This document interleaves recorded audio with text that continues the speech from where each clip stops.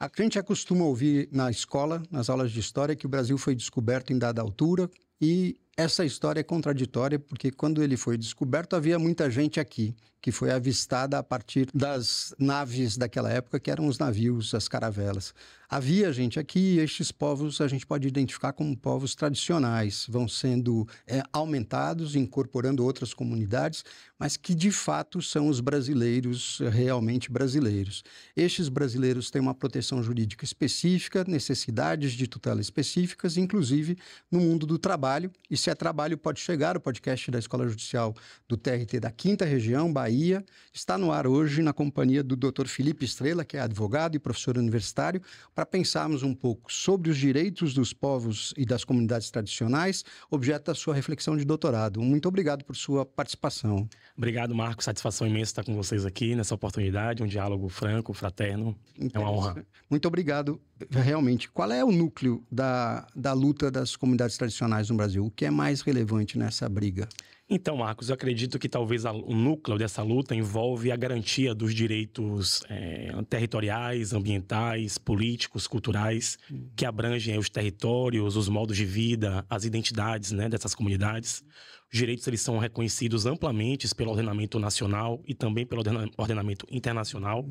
Em 2007, foi aprovado o Decreto 6040, que institui a Política Nacional de Desenvolvimento dos Povos e Comunidades Tradicionais, que define esses grupos como coletividades culturalmente diferenciadas, que têm nos seus territórios a base para a reprodução social, cultural, religiosa, ancestral dos seus modos de vida. Atualmente existem cerca de 28 segmentos da população brasileira que se reconhecem enquanto tal, demonstrando aí uma grande diversidade, né, abrangendo povos indígenas, quilombolas, pescadores artesanais, andirobeiros, rezadeiras, apanhadoras de flores, ciganos, comunidades de fundos e feixos de pasto, de matriz africana. Então, atualmente, essas comunidades são representadas por uma instância, que é o Conselho Nacional de Povos e Comunidades Tradicionais, um órgão vinculado ao Ministério do Meio Ambiente, de caráter consultivo, que tem como objetivo pensar o aprimoramento e acompanhamento dessas políticas públicas. Muito embora os povos indígenas e as comunidades quilombolas tenham os direitos territoriais reconhecidos na própria Constituição, no artigo 231, no artigo 68, os demais segmentos ainda lutam por uma legislação específica para o reconhecimento desses territórios. O que é uma comunidade de fundo e fecho de pasto? É uma comunidade que cria caprinos à solta na Caatinga. Olha, que interessante. São comunidades de trabalhadores rurais que atuam na pecuária e que estabelecem sistemas coletivos de gestão territorial para o manejo de gado, né, de pequeno porte. Olha só. Geralmente são comunidades que envolvem o norte da Bahia, parte de Pernambuco, e que têm sido atualmente impactadas pela energia eólica, que apesar do despeito de ter toda uma discussão sobre transição energética, acaba tendo impacto nos territórios, já que as torres são instaladas em áreas específicas. Onde estavam os Exatamente, caprinos, né? exatamente. E aí tem toda uma consequência desses impactos, nesses modos de vida, e que no fundo expressam saberes tradicionais acumulados, né? Sobre conhecimento do território, manejo, né? Melhoramento da produtividade, né? Dessas comunidades. O artigo 68 que você se referiu é do ato das disposições constitucionais transitórias. Exatamente. É uma promessa que outras comunidades não quilombolas querem ver cumprida, ter a legislação. E os quilombolas têm garantido os seus territórios? Então, embora após um longo período de omissão normativa, né, se você pensar que do pós-abolição até a Constituição de 88, o quilombo sai de cena, né? Então, de fato, a nossa Constituição reconhece o direito de propriedade sobre as áreas tradicionalmente ocupadas. Só que nós temos um problema que é justamente a efetividade desses direitos.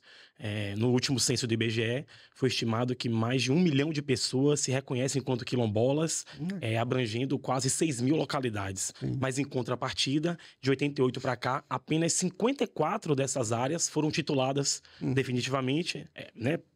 24 totalmente, o restante de maneira parcial, o que mostra aí um grande ato, né, entre essa política de reconhecimento e, de fato, a efetividade.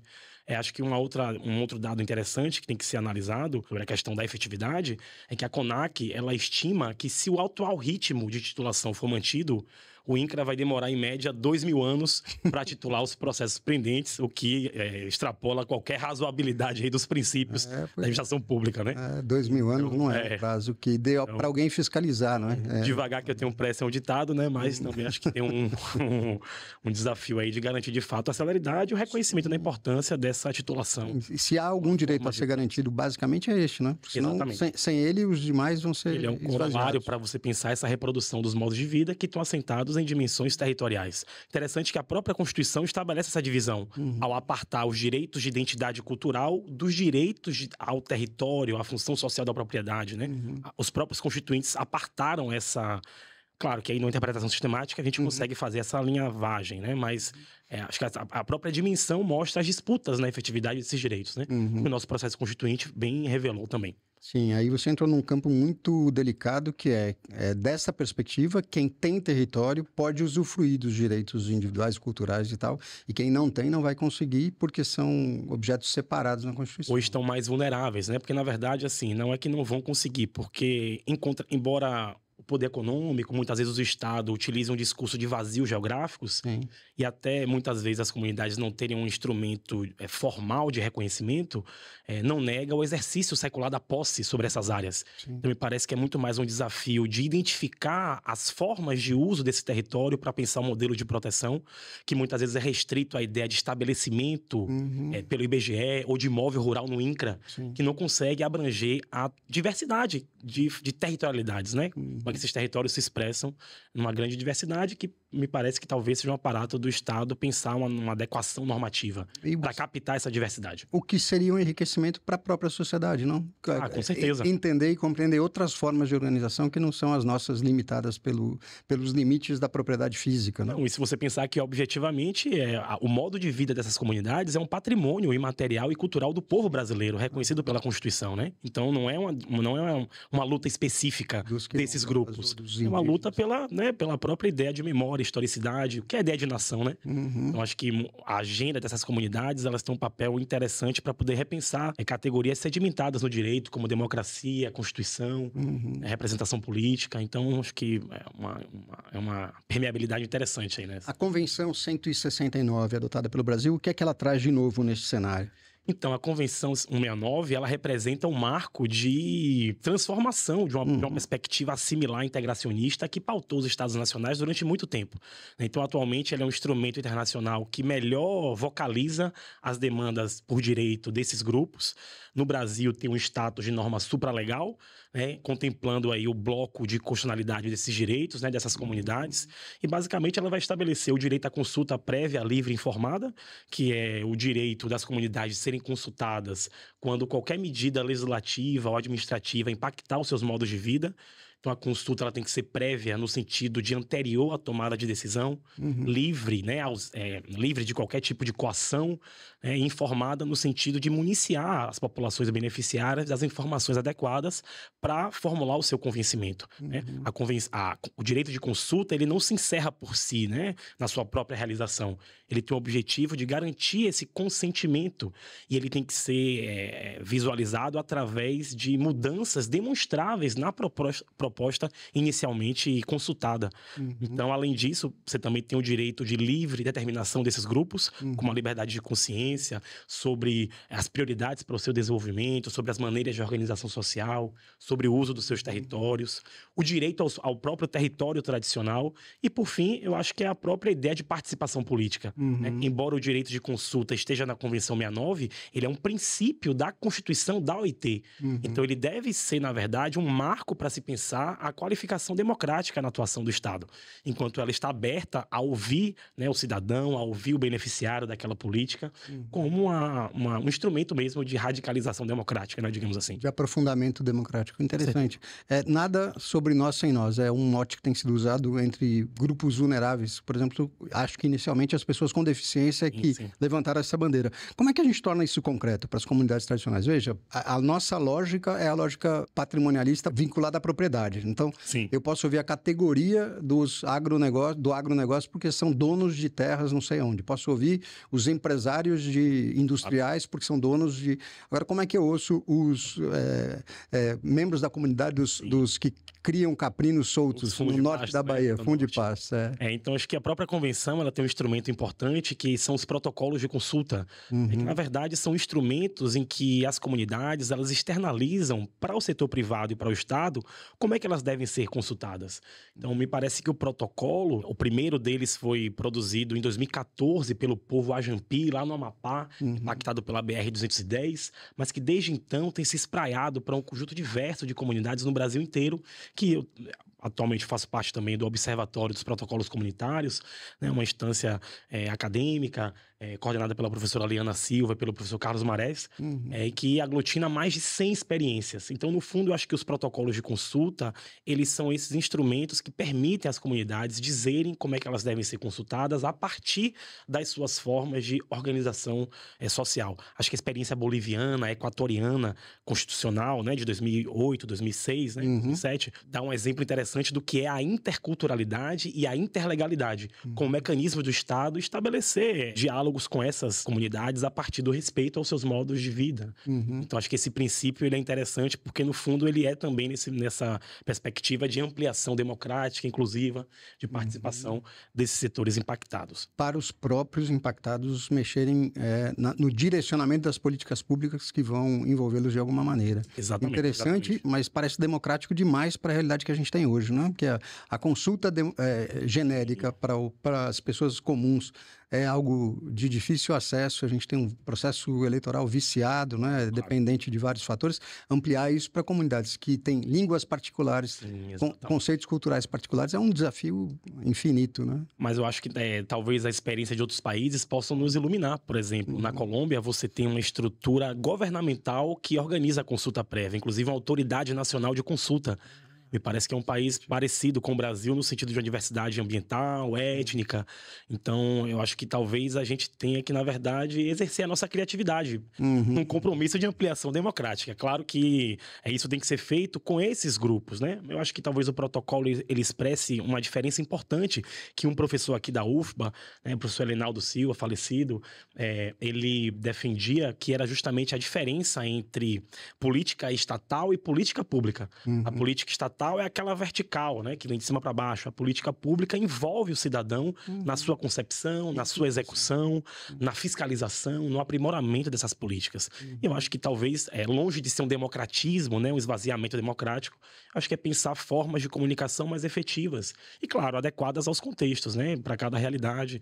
E, de fato, mas é um grande desafio que vai ter que ser enfrentado junto com essas populações. Há peculiaridades na aproximação das comunidades tradicionais e o mundo do trabalho, professor, mas a gente vai pensar nelas depois do intervalo. Pode chegar, escuta hoje o professor Felipe Estrela, professor e advogado, que estuda as comunidades tradicionais e nos ajuda a compreender um pouco do seu direito.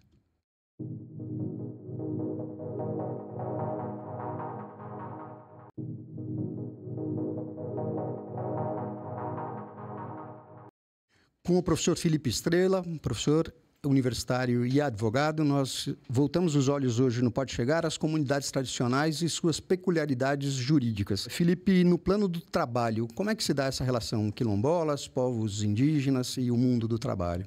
Acho que essa relação do trabalho com os povos tradicionais, ela está muito atrelada ao próprio modo de vida dessas comunidades, né? As práticas culturais exercidas no seu território, seja através da agricultura, da pesca artesanal, da culinária, do artesanato. Contrapartida, acho que a falta de titulação desses territórios vulnerabiliza essas comunidades, que enfrentam muitas vezes a precarização, a exploração desmedida, seja através das expulsões, deslocamentos forçados, na sua conversão massiva de trabalhadores em conta própria, de subsistência em um assalariado precarizado, que vai descambar num nível mais grave na própria condição análoga à escravidão. Então, eu acho que a garantia dos direitos territoriais ele é fundamental para se pensar formas mais protegidas de exercício do trabalho, que, a meu ver, nesse caso, ele está atrelado à noção de patrimônio cultural e material.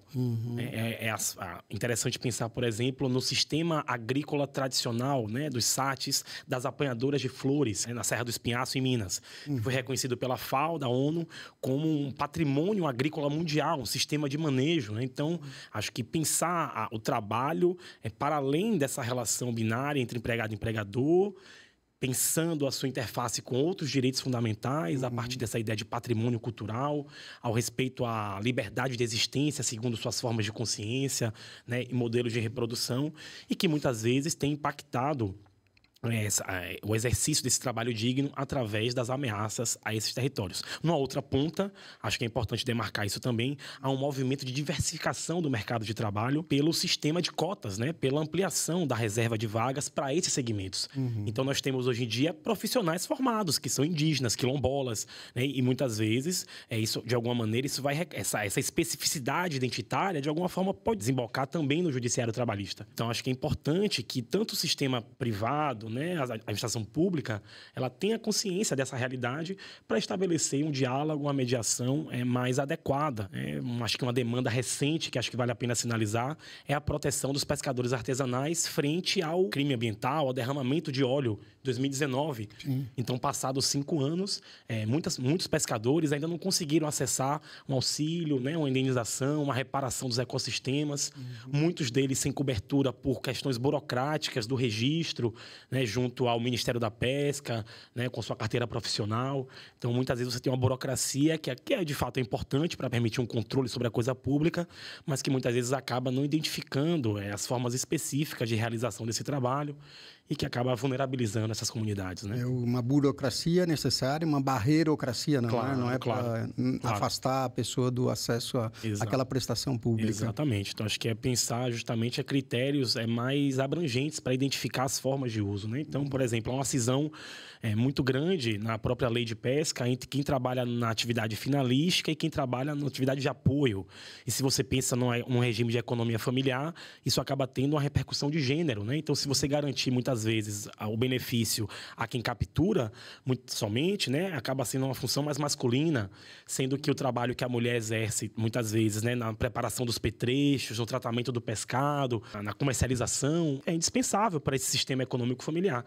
E muitas vezes pela legislação você acaba não permitindo a cobertura social desse tipo de trabalho, né? Então, eu acho que identificar a complexidade dos trabalhos tradicionais para garantir uma melhor proteção, acho que é um desafio. Eles precisam, os povos tradicionais, de tutela para o exercício do trabalho? Não. Não precisam de tutela, né? Acho que o regime tutelar integracionista ele foi abolido, né? Então, as comunidades elas podem atuar diretamente. Inclusive, talvez isso coloque um desafio até no plano sindical. Me parece que acho que essas comunidades tradicionais, indígenas, quilombolas, trabalhadores rurais, pescadores artesanais vivenciam na prática um sistema de liberdade sindical, que muitas vezes com os desafios que acontecem ali no dia a dia, eles acabam fundando associações, né? Que muitas vezes, claro, pelo sistema de unicidade, não vai ter aquela prerrogativa da atuação da categoria, mas que acaba sendo um espaço coletivo para se pensar as demandas do trabalho. Então, eu acho que longe dessa tutela, me parece que o exercício desses grupos, né, no âmbito trabalhista, tem inspirado aí até novos ventos para se pensar uma oxigenação do movimento sindical em um contexto aí de grande crise, né, que o mundo do trabalho acaba sendo assolado pós-reforma trabalhista, né, com o impacto dos orçamentos dos sindicatos, com o fim do imposto sindical. Então, tem toda uma conjuntura complexa aí também. Sim, talvez eles nos ensinem um modelo diferenciado de representação sindical. De organização, com certeza, com certeza. E a diversidade, de novo, viria para enriquecer, né? Não para empobrecer. Existem conflitos intramuros ali, quer dizer, dentro das comunidades... há empreendimentos, penso dentro de uma comunidade quilombola, o dono da venda e o vendeiro que trabalha ali, né? A gente tem conflitos assim também e são resolvidos à luz do direito não comunitário ou à luz do direito tradicional comunitário? Acho que as comunidades tradicionais, embora elas guardem uma especificidade cultural como grupo diferenciado, elas também, né, estabelecem mediações no mundo real que nós vivemos, né? Então, com certeza, essas comunidades elas são palcos de inúmeros conflitos, né? Agora, eu acho que as formas de solidariedade, acho que os laços pela tradição, pela herança cultural, ajudam a que essas comunidades consigam identificar as formas mais efetivas para resolver essas demandas, né? Então, me parece que muito mais do que um sistema de policiamento, né, de um sistema penalizante, digamos assim, a tentativas restaurativas, né, de identificar essas funções. Então, por exemplo, no sistema quilombola é interessante quando se tinha cometido alguma falta, essa pessoa ela era obrigada ali de alguma forma não é obrigada assim, né, a prestar um serviço para essa coletividade, né, seja na relação da associação, nos espaços de produção comum. Então, você vai tentando ali tentar resolver esses dilemas, muitas vezes sem acessar diretamente as estruturas estatais. Acho que nos povos indígenas isso é mais expressivo, considerando que há, inclusive, até o reconhecimento da legalidade de sistemas próprios, né, dessa jurisdicionalidade indígena, né, com temas interessantes, né? Mas acho que na dimensão quilombola, talvez as formas de solidariedade historicamente construídas são caminhos interessantes para resolver esses dilemas, né? Acho que Walter Benjamin, pensador alemão, ele tem uma frase interessante que ele pensa que a amizade talvez seja mais interessante que o direito, né, para pensar como um sistema de resolução dos problemas, né? Então, assim, né, acho que os afetos que isso proporciona, né, como uma forma de resolução dos conflitos, de adequação, de uma lógica restaurativa, acho que isso também agora, claro, sem o romantismo, né, sem, com as duras debilidades reais que essas comunidades enfrentam e que muitas vezes o acesso a essa estrutura formal ela acaba sendo também uma via, né, mobilizada. Se a gente pensar em nações, a ideia que você provocou bem no início da sua fala, aí jurisdicionalmente, estou falando como um juiz que deveria aplicar o direito deles. Fica uma confusão, né? O que é mais importante? Se eu tiver, como esteve uma colega nossa aqui da Bahia, Rose, em Porto Seguro, resolveu, por conta e risco dela, atender a comunidade indígena. Então, ela fazia uma espécie de juízo itinerante, embora Porto Seguro não seja geograficamente não muito grande, mas ela se deslocava até a tribo para prestar jurisdição. Só faz sentido se o indígena for empregado de um não indígena. Sim, se ele for empregado de um indígena, a lei nacional vai ser outra, não é? Então, exatamente. Pode ter, de fato, nações inteiras funcionando. Se você pensar que o Estado brasileiro, a nossa Constituição marca uma ideia de plurietnicidade, né? Que de alguma forma desemboga para um pluralismo jurídico, né? Uma ideia de uma jusdiversidade e que, de uma maneira mais extrema, talvez, mais avançada, né? A partir das realidades locais, pode-se pensar até em territórios autônomos, como tem, por exemplo, com os povos afrodescendentes na Colômbia, o Chocó, né? A região de Chocó, por exemplo, em que você concebe um municipalismo autônomo dessa estrutura federada. Mas eu acho que no contexto brasileiro, a nossa dimensão de um Estado pluriétnico permite esse diálogo de uma interlegalidade. É claro que isso traz algum grau de complexidade, mas eu acho que talvez é um desafio nosso correr atrás aí para poder. Sim, o desafio interessante da criatividade, que foi outra expressão que você usou, era aplicar o direito tradicional na jurisdição estatal, né? Para poder pensar umas formas alternativas de resolução de litígios. Dois litigantes que são nacionais, preciso aplicar a legislação deles, né? A tradição deles, o que vai tornar o meu trabalho como juiz mais difícil. Mais difícil, porque vai ter que se debruçar sobre essas regras que para nós são incompreensíveis muitas vezes, né? A nossa limitação cultural impede de entender qual é a lógica disso, né? Acho que talvez um desafio para o judiciário seja talvez sair um pouco dessa... Claro que é o formato do judiciário, sair um pouco da triangulação de comunicação autor-juiz-réu. E acho que talvez o uso de audiências públicas, né, o contato com a sociedade civil organizada, com as universidades, pode permitir... Acho que a própria escola judicial tem sido esse canal interessante de diálogo, né, com a sociedade, para pensar esse